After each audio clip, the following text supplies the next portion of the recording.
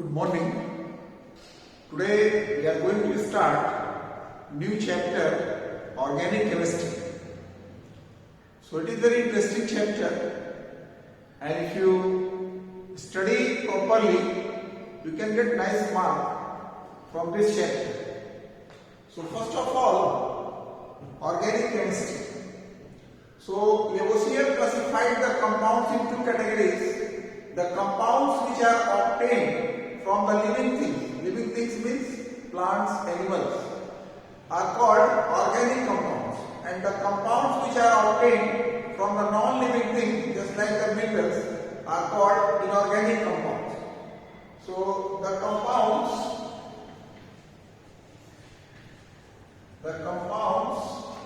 obtained from living things, that is called organic compounds.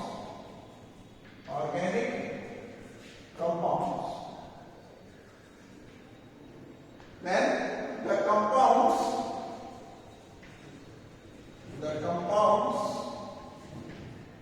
obtained from non-living things called inorganic compounds. So in the starting, Lavoisier classified the compounds into two categories: organic compounds and inorganic compounds. The compounds you can get from the living things, just like the plants and animals. These compounds are called organic compounds, and the compounds which are obtained from the non-living things, just like from the minerals, called inorganic compounds. In our daily life, just you see, you are eating sugar. Sugar is organic compound. Then you are using diesel, petrol, kerosene, different types of medicines you are using. These are the examples of the organic compounds. Inorganic compounds, just you see, in our daily life, in the common salt, inorganic compound is there. Copper sulfate is there, inorganic compound is there. Water you are using, inorganic compounds are there. So from this topic, you will be familiar that which are organic and which are inorganic. So based on this one, Berzelius gave the vital force theory. Berzelius, he gave vital force theory. What is vital force theory?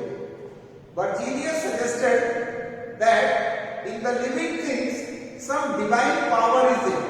In the living things some mysterious power is there, and because of that power they can prepare organic compound, and that power is not present in the lab. So that's why organic compounds cannot be prepared in the lab. So this vital force theory, nothing is there, that Berzelius suggested that in the living things, in the living creature, some mysterious power is there. Some divine power is there, and because of that divine power, that living things, they can prepare organic compound. And that divine power or that mysterious power is not present in the lab. So that's why organic compounds cannot be prepared in the lab.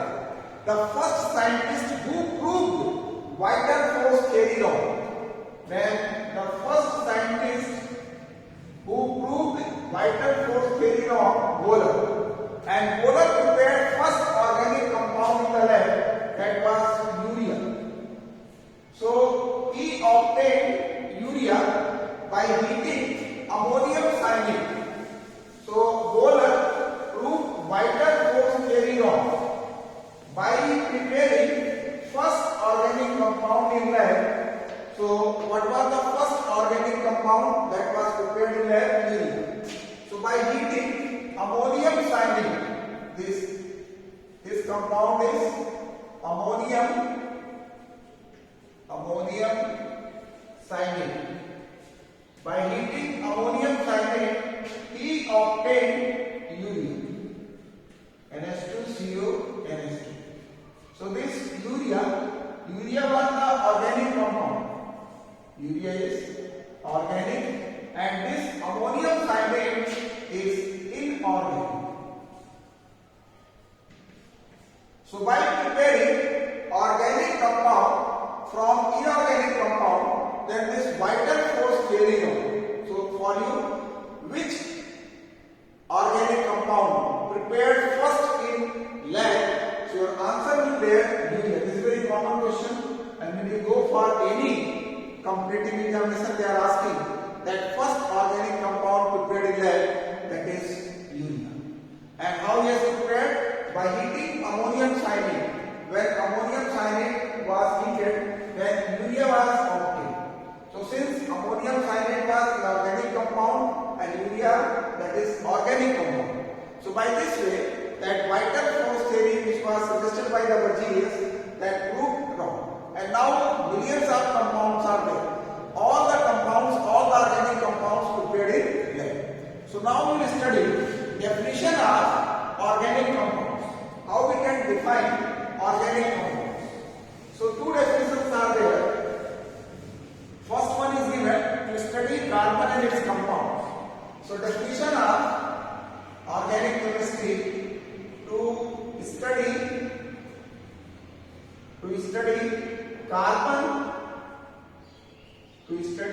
carbon and its compounds.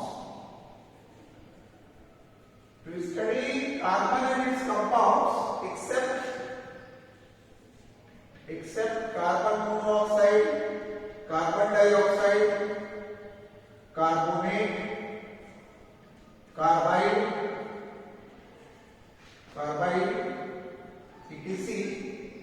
etc. is called organic chemistry.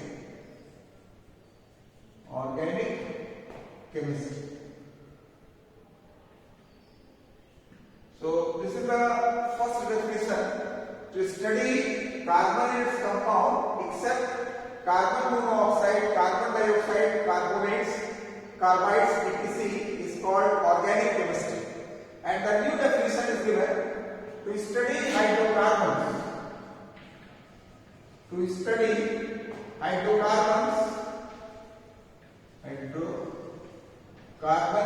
And their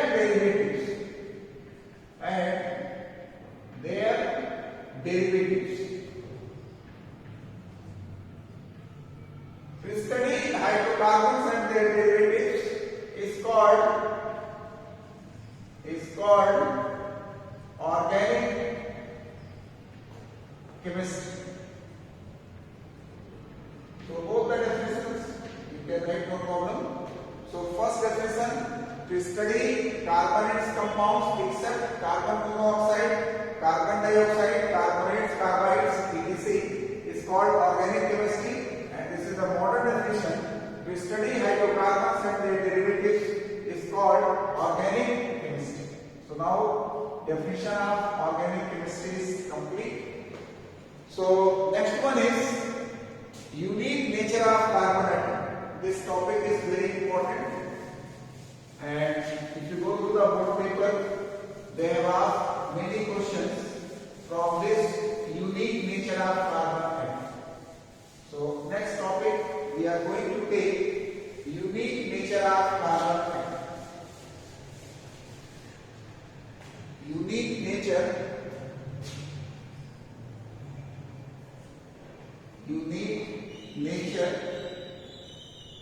of carbon atom.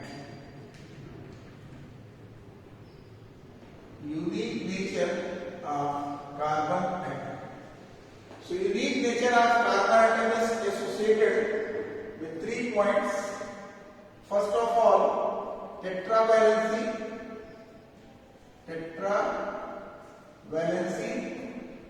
of carbon. Second point, that catenation. We will discuss one by one. Catenation. And third, forms isomer.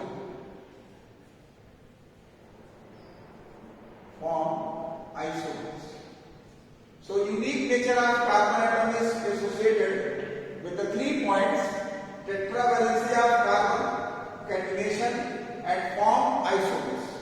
So first of all, what is tetravalency of carbon? Tetravalency.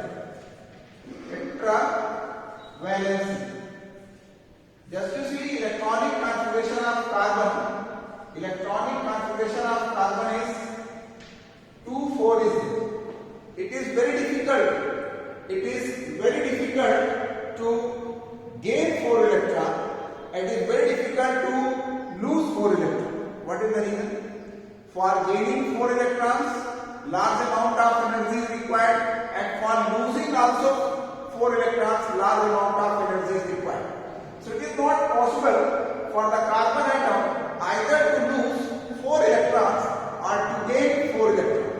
So that's why carbon atom prefer to share 4 electrons with the 4 different atoms and form that covalent bond.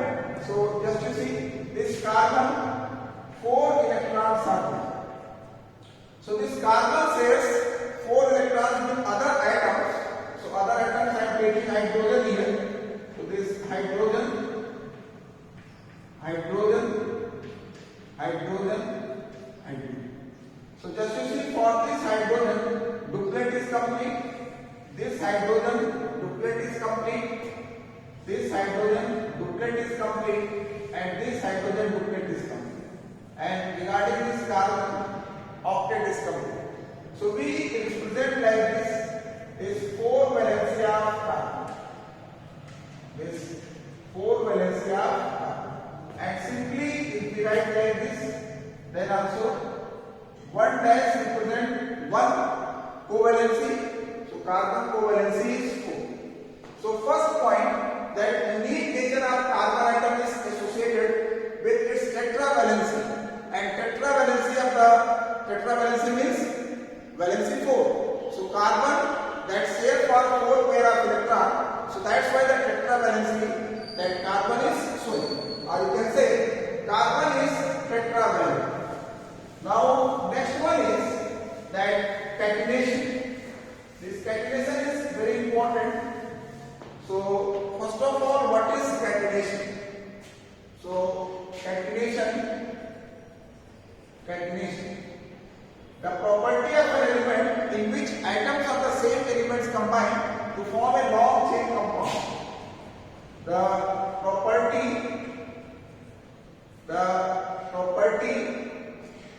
of an element, in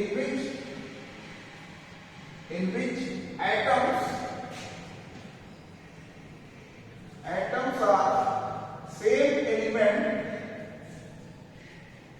atoms are same element combine to form long chain compounds. So this is the catenation property. Definition of the catenation: self-linking property of the atom. Self-linking property of the atom of an element is called catenation. The property of an element in which atoms of same element combine to form long chain compounds. So just to see this self-linking properties. Now the question is that this carbon has maximum property of catenation.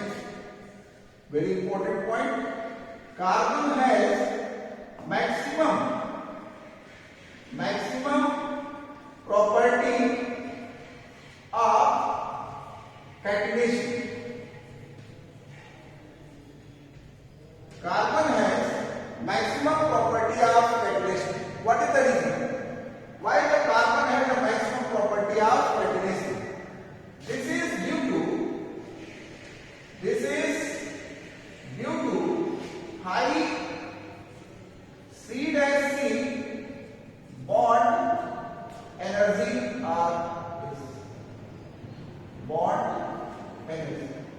So this, if you compare carbon with any other element, compare with any other element, other atoms can also give the property of catenation. But if we compare to break this bond, what energy is required? That is called bond dissociation energy. So this bond energy is high. This is due to the high C dash C. Bond energy, better to write bond dissociation. Bond dissociation energy.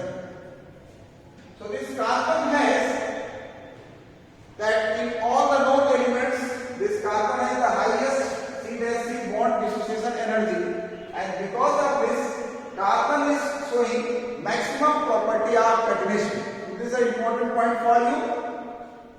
That which element is showing maximum property of catenation, you will say that carbon. What is the reason? Because C dash C bond dissociation energy is high in carbon. So that's why the carbon is having the maximum property of catenation.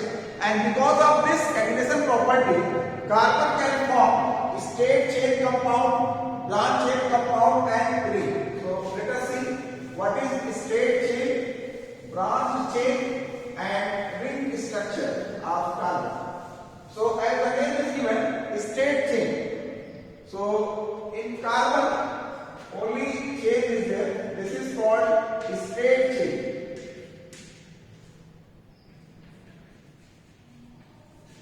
Straight chain, no branching.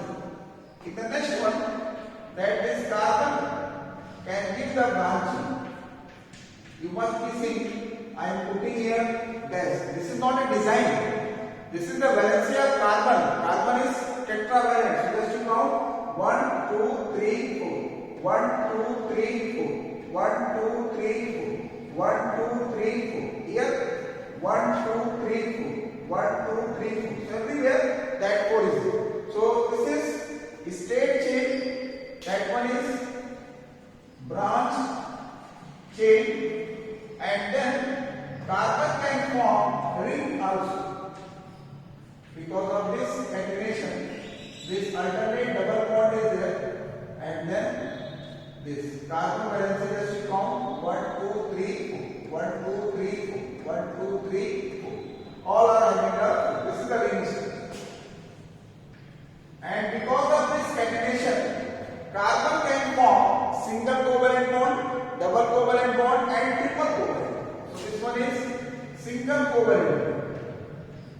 Between the carbon atom, single covalent bond, then between two carbon atom, double covalent bond, then triple covalent bond.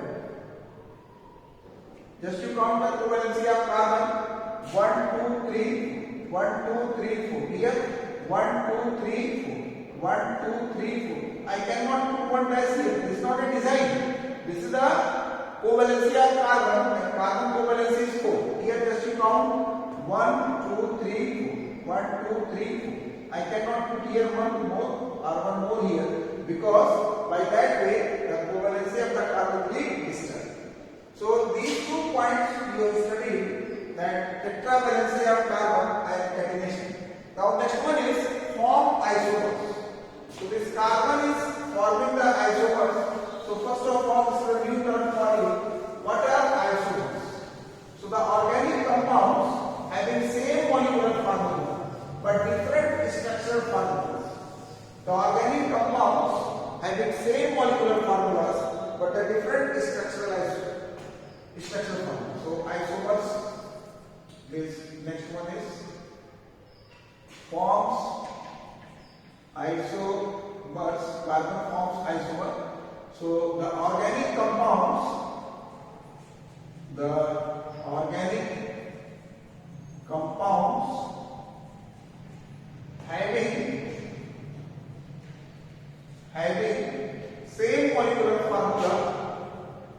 having same molecular formula, the organic compounds having same molecular formula but different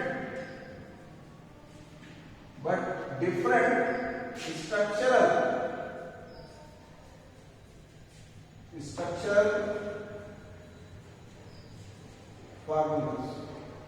The organic compounds having same molecular formula, different structural formulas are called isomers.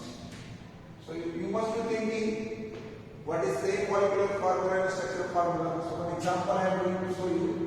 This C4H10, one compound is there. This compound can be represented by this way: CH3, CH2, CH2, CH3. One structure, and this compound can be represented by this way. So this one is called N-butane, and that one is called isobutane. So this we will study in coming topic. Now you understand like that. What are isomers? The organic compounds having same molecular formula but different structural formula. So this is the molecular formula. These two are the organic compounds, N-butane and isobutane. They are having same molecular formula but the structural formulas are different. So these two are N-butane and isobutane are isomers. So from this topic, two questions you are getting. First of all, in your book it is given justification. Justification to study that organic compounds as a separate branch.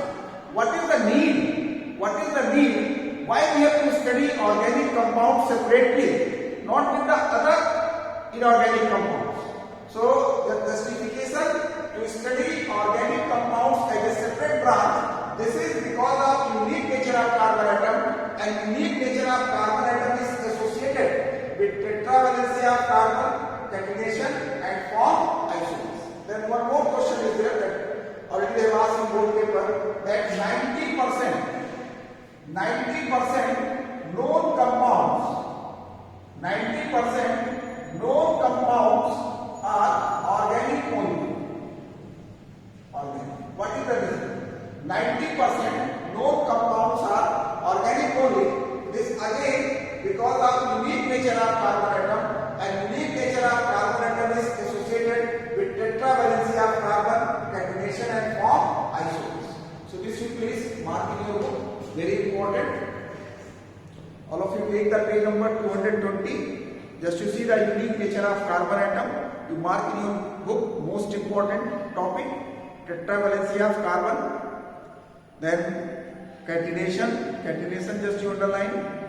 Catenation is this tendency of an element to form chains of identical atom.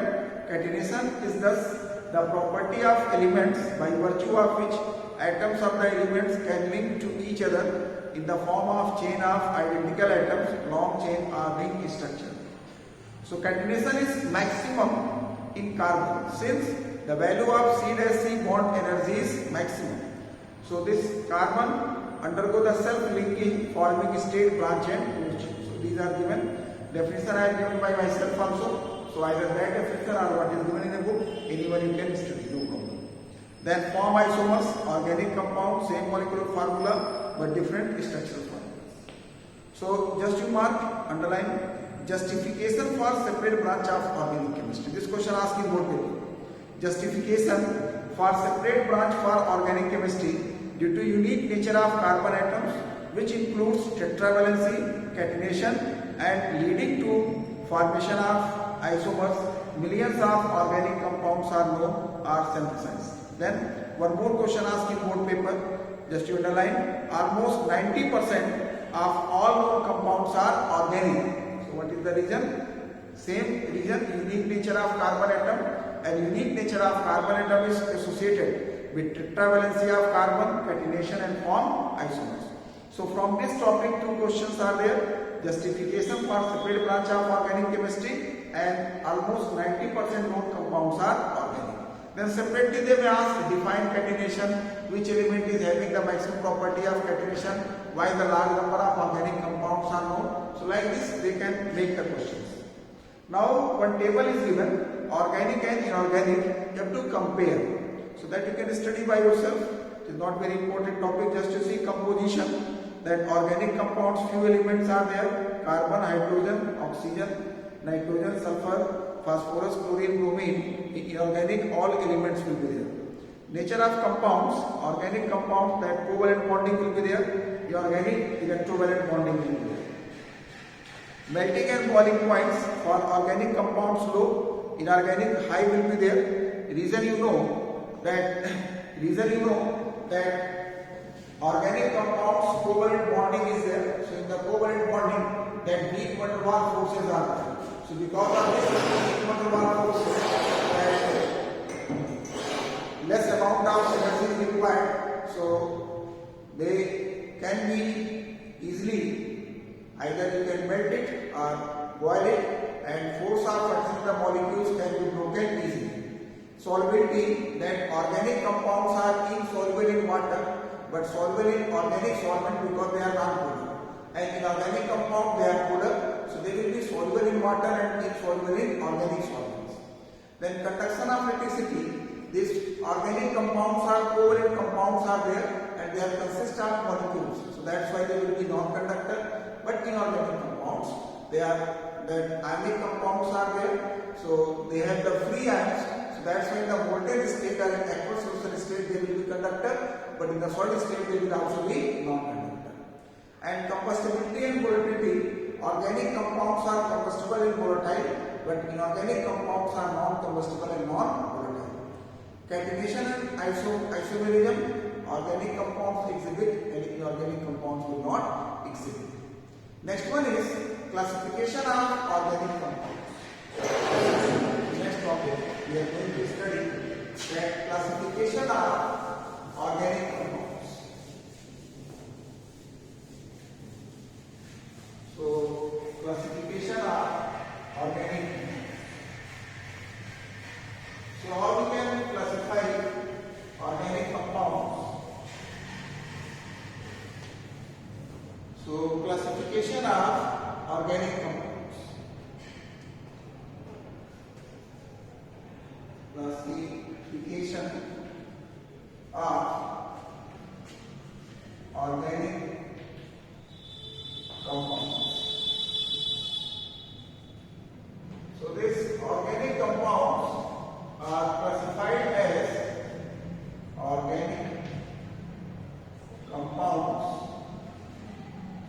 It is classified as open chain compounds,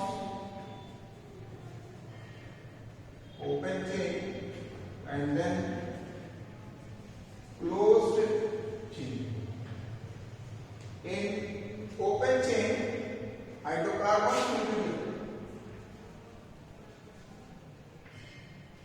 Hydrocarbons. So these open chain compounds again classified as saturated and unsaturated. Saturated and unsaturated. And closed chain compound classified as homocyclic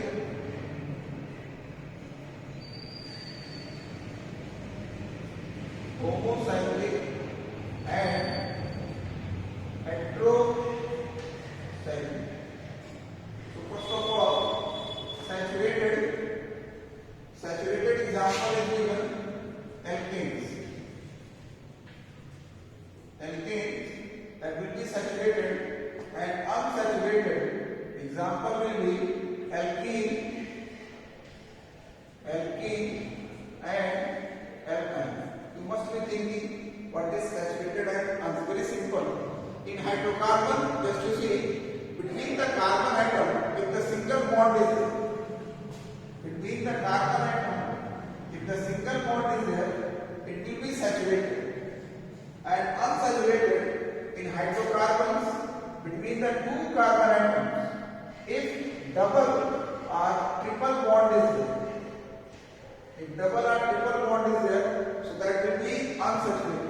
So alkene, that is coming in double bond category, so this is unsaturated, and alkyne is coming in triple bond category, so that will be unsaturated.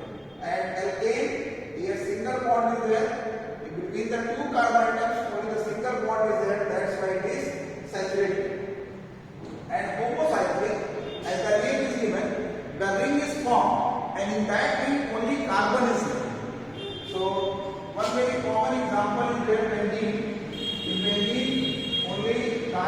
hydrogen is present, so this alternate double bond is there, then hydrogen atoms are attached.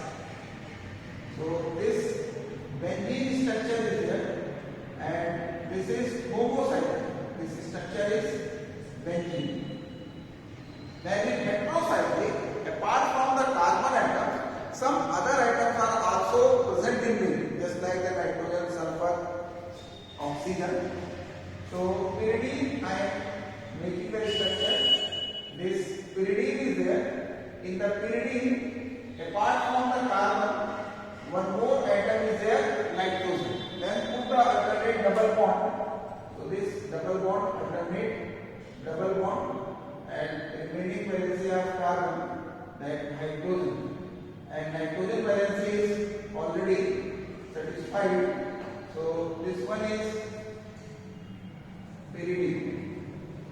So heterocyclic and homocyclic. For you, important is this topic. You will get the questions. What are the saturated and unsaturated hydrocarbons? So saturated hydrocarbons, the compound, the hydrocarbons in which between the carbon atom single bond is there, that is called saturated hydrocarbon.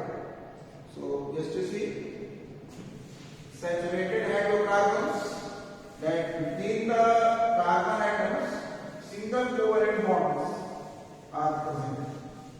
So saturated hydrocarbons, very simple.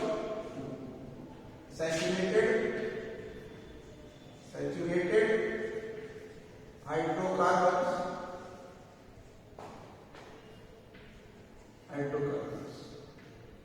between the carbon atoms single bond, between carbon atoms single covalent bond, single covalent bonds. If single covalent bonds are between the carbon atoms, that will be saturated hydrocarbons. Then unsaturated hydrocarbons, that between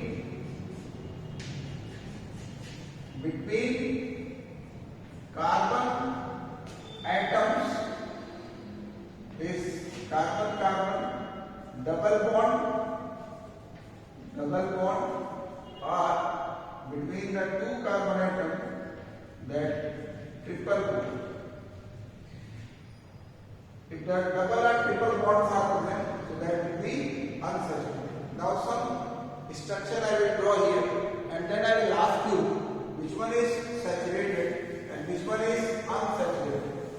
Let us see whether you are able to recognize or not, whether the hydrocarbon is saturated or unsaturated. So just to see this structure, one structure is given to you, and the question for you, what about this compound between the carbon atom single bond is there, so that will be saturated. Then